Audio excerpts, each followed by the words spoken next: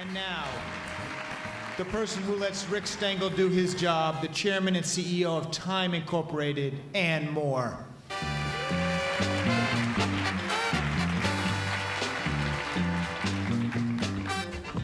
Good afternoon. I'm the other Ann Moore, the chairman and CEO of Time Inc., and we're about a $5 billion plus company. We publish 120 magazines and 40 websites, and like a proud parent, I don't play favorites. I love them all equally, seriously. For 30 years, I've had the pleasure of seeing just amazing work come across my desk every single day, every single week. And we play at the varsity level at Time Inc., so it's hard to knock my socks off.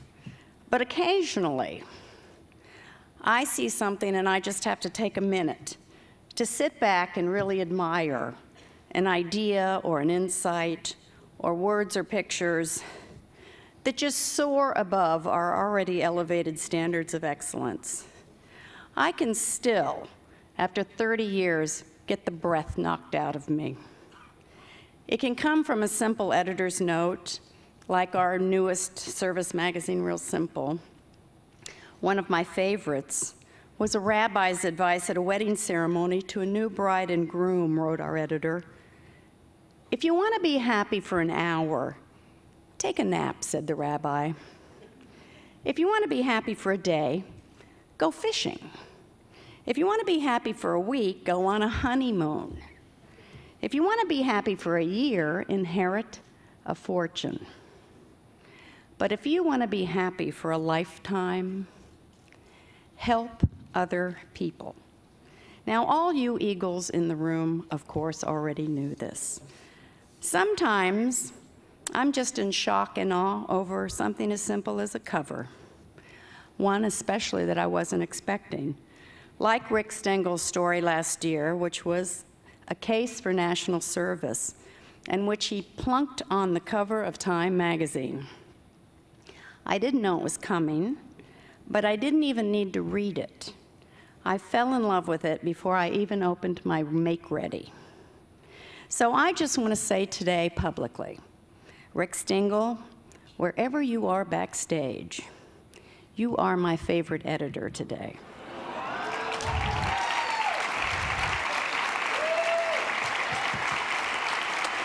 And Time magazine, you're my magazine.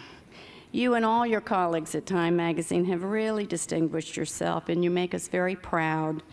And you may have unlocked a solution that can really move us all forward. And you have the support of all of us from Time Inc., and I'll make Dick Parsons and Jeff Bucas at Time Warner come on board too, in escalating this call to service, whatever you need. Now, we also have a tradition at Time Inc. You know, we're real nerds. We take 3-minute introductions of speakers very seriously. We over-research, we fact-check. We like to inject, little-known personal details about our subjects to kind of warm the audience up. But I've been handed just the impossible task today. You all know everything about our next speaker. 18 million of you voted for her in the primary for President of the United States. She has spent her life in public service. Whether you're a Republican or a Democrat, it is impossible not to admire Hillary Clinton.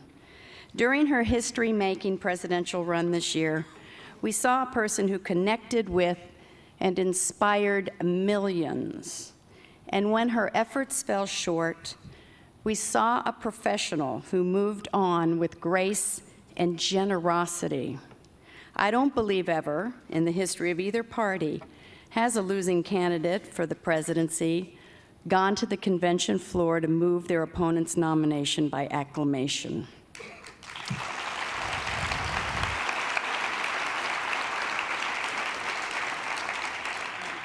As a New Yorker and as a member of the Sisterhood of the Traveling Pantsuits,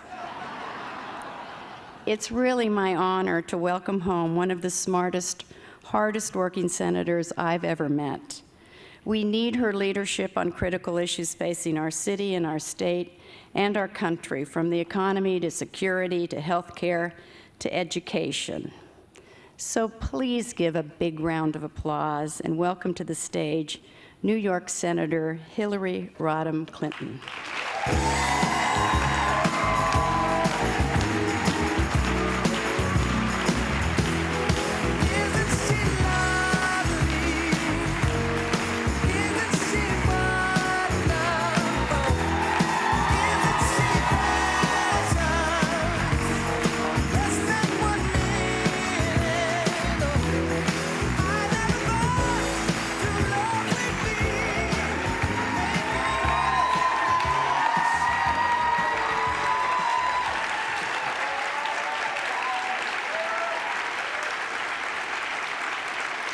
Thank you all so much, and it is a terrific treat to be here as you close these 2 days of good thinking and hard work and imagination and vision as to how we're going to make what is a concept a reality in America.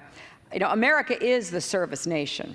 We have historically been identified as a nation of people who do serve in ways large and small in our communities and in our civic organizations, our faith affiliations, our professional and personal concerns. We do serve. But it's never been more important than it is today that we do all we can to make sure that we are a service nation meeting the needs of the 21st century. I want to thank Ann Moore for her introduction, but more than that, her leadership. Ann and I have worked on a number of important issues and causes going back many years now, and we are joined by our sisterhood of the traveling pantsuits. There are so many of you in this audience today with whom I have worked and served over many years. I can't possibly begin to list or identify all of you, but I want you to know how grateful I am for your advocacy, your funding, your frontline service. And I thank all the sponsors, the nonprofit organizations, the corporate supporters, and certainly the elected officials who have been here and been part of this service nation. And I want to say a special word of appreciation to My Good Deed and the 9/11 families with whom I have worked and served over the last 7 years. This is such an exciting concept because we know that the times demand it. We have, in so many ways, talked about service. De Tocqueville wrote about our serving. The American Revolution was, in many ways, a great act of sacrifice and service. But as our world has become more complicated and the problems seemingly more intractable, we are called to serve. And each of us can serve in a way that suits our talents, our time, our interests. And what ServiceNation will do, working with all of you, is make sure that the American table of service is big enough for everyone to find a place. When I look at all of the problems confronting us, I see a climate crisis that threatens our planet's future and crumbling schools that threaten our children, an economy that pushes families to the breaking point, and a foreclosure crisis that pushes communities to the tipping point, a healthcare system that keeps too many people out and does not adequately serve those who are allowed in. But with your leadership, with your vision, with your persistence, we will take what is an American phenomenon and turn it into a great and growing movement, formed by millions of individuals enlivened by countless acts of daily kindness and citizenship. Because I know in this audience, you represent those who are cleaning up parks and neighborhoods, who are giving children safe places to play, who are helping new businesses find a foothold in struggling communities. You're planting trees and you're weatherizing homes. You're helping to cut emissions and our dependence on fossil fuels. And I see you volunteering in hospitals and clinics, nursing homes, and rehabilitation centers. You're sending care packages to our troops and caring for their families. You're opening community centers, and you're leading food drives and helping the homeless. So there is already much going on. But those who are called to serve often find quickly that the needs far outpace and even overwhelm the capacity that we have to offer that service. In 1993, my husband decided that we needed to begin to formalize at the federal level domestic service, just as President Kennedy had years before with the Peace Corps, and how we had over decades seen other efforts spring up that could be given federal recognition and even federal support. And so AmeriCorps came into being. And AmeriCorps members have served thousands of nonprofit organizations, public agencies, and faith-based organizations. Nearly 3/4 of AmeriCorps volunteer members continue to serve after they leave AmeriCorps. Often they go into public service, and they make it clear that this is not just a 1- or 2-year commitment, but a lifetime of service. We know that there is more to be done, and that is why today I'm very proud to stand before you on behalf of a bipartisan coalition of senators who understand that America's policies and our politics must be compassionate, caring, and committed to public service if our people are to be part of a growing, thriving, caring community. Where there's a will to participate in public service, citizens must be given a way to do it. So when AmeriCorps was created, and my husband said it was one of his favorite accomplishments, we waited to see how it would fare. Now, all these years later, the bipartisan support is deep and wide. And so many people know that we have to move on to the next level. That is why I'm proud to join, under Senator Ted Kennedy's leadership, a group who will be pushing a new piece of bipartisan legislation called the Serve America Act. That act, introduced today by Senators Kennedy, Orrin Hatch, Barack Obama, John McCain, Thad Cochran, Chris Dodd, and myself, demonstrates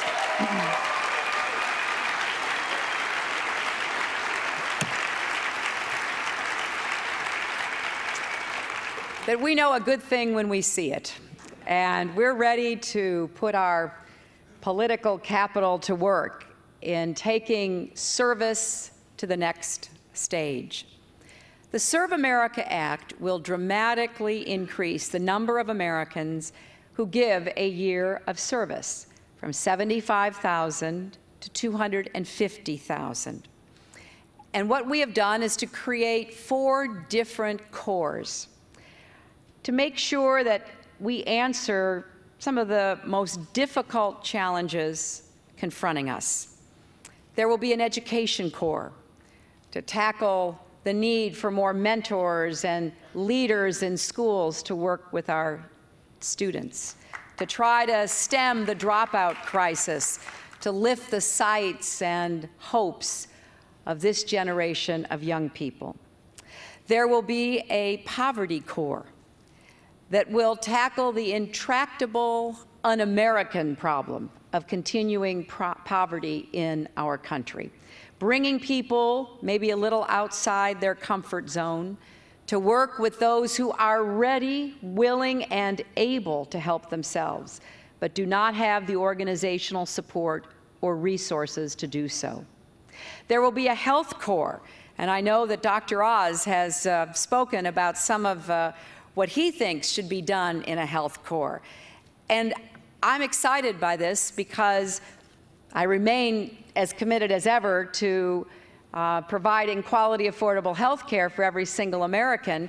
But until we get there, let's make sure we have a health corps of Americans helping Americans to stay and become healthy.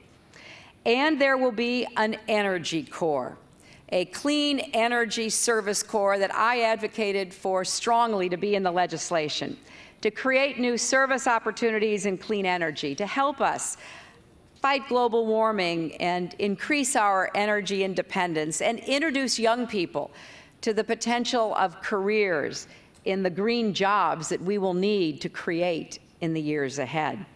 This bill is about our future, the kind of future we want to make for ourselves and our country.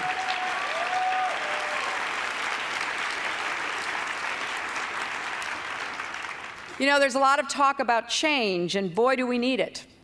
But change will come whether we want it or not. The issue is, will it be the right kind of change? Will it be the change that we are yearning for? And service is a key to creating that kind of change. Change in individuals' lives, in families' fortunes, in a small business's prospects, in a neighborhood's environment, and indeed in a state and our country. So I applaud all of you who are working on the commitments that are emerging from ServiceNation, because that will also be an important part of the public-private partnership that we need to create together to make service a reality in the lives of all of our people. I also am working hard on a proposal that I have put forth in the Senate along with Senator Arlen Specter to create a U.S. Public Service Academy, an idea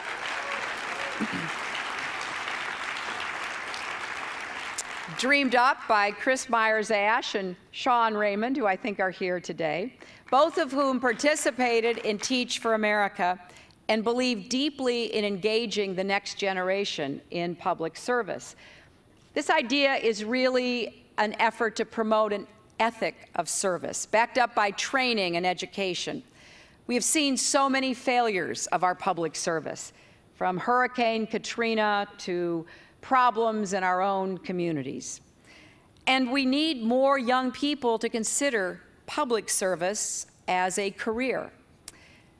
Unfortunately, because of the rising cost of college, many students who want to serve find it impossible to afford to do so. When you graduate with at least the average $20,000 in student loans, and I know many who have $50,000, $100,000, $200,000 from undergraduate and graduate work, it's difficult to think about serving. And therefore, people do what they must and often try to fit in service in their off hours as they make a living and pay back those loans. The Public Service Academy is modeled on our military academies to provide a 4-year federally subsidized education to more than 5,000 students a year in exchange for a 5-year commitment to public service. And I need your help to advocate for the Public Service Academy. It's especially pressing because if you look at the workforce in the federal government, we will see a great tide of retirements in the next decade. The people who do the work, everything from keeping nuclear reactors safe to taking care of our national parks.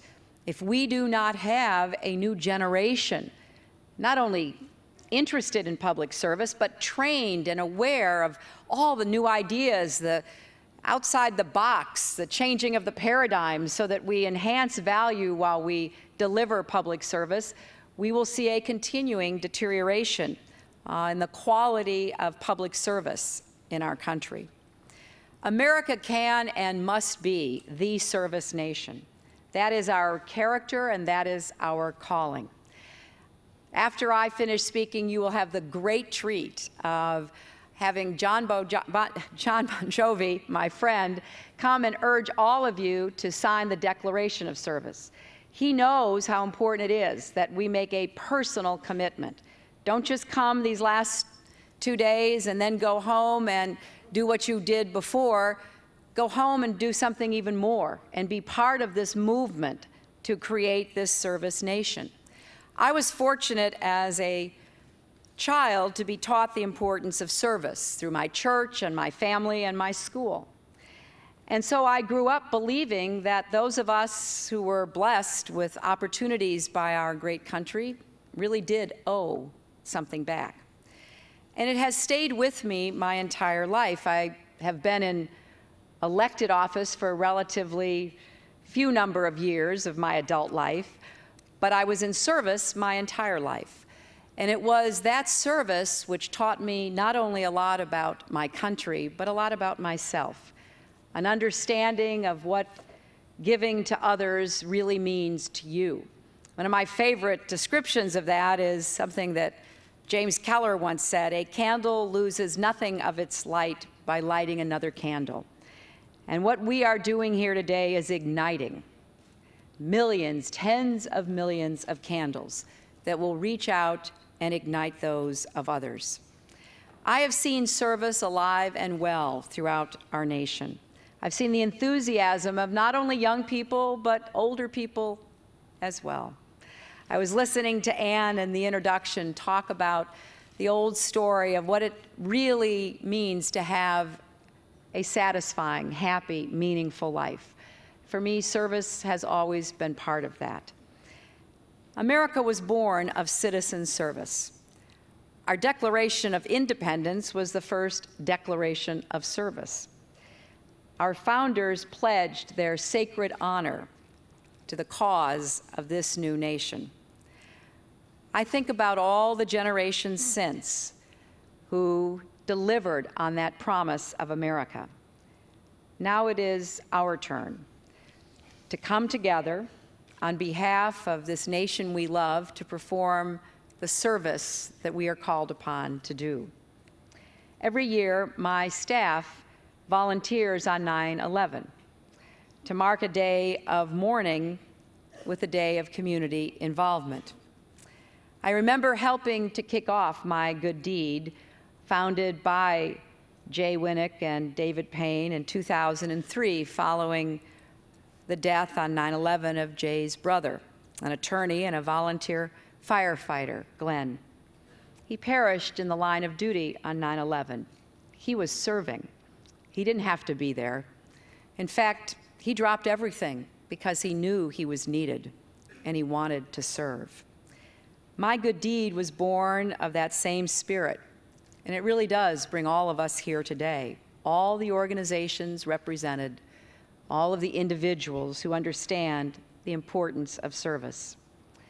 After Hurricane Katrina, more than 100,000 National Service volunteers served the people of New Orleans and the Gulf Coast.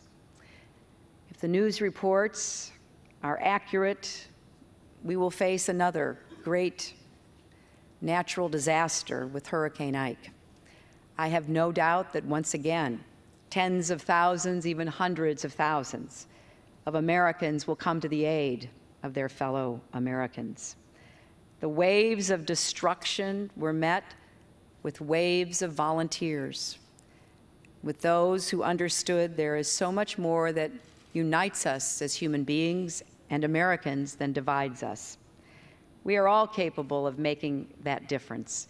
You see it in the eyes of a child you tutor. You see it in the grateful smile of the older American who accepts the meal on wheels or a hand to be held waiting in the hospital. You see it in the schools where so many volunteers are interacting with and encouraging young people who may not hear an encouraging word anywhere else in their lives. So with the privileges that we have been given as Americans, we have a tremendous responsibility. America did not happen by accident. We didn't stumble upon it. We created it. We fought for it. We struggled to defeat those who would undermine this great, unprecedented, historical experiment known as America. We are the beneficiaries of that struggle, and therefore, it is time for us to turn our individual acts of service into a great ocean of service that reaches across this country and far beyond our borders. We will be answering the call to serve something greater than ourselves. I think it takes a village.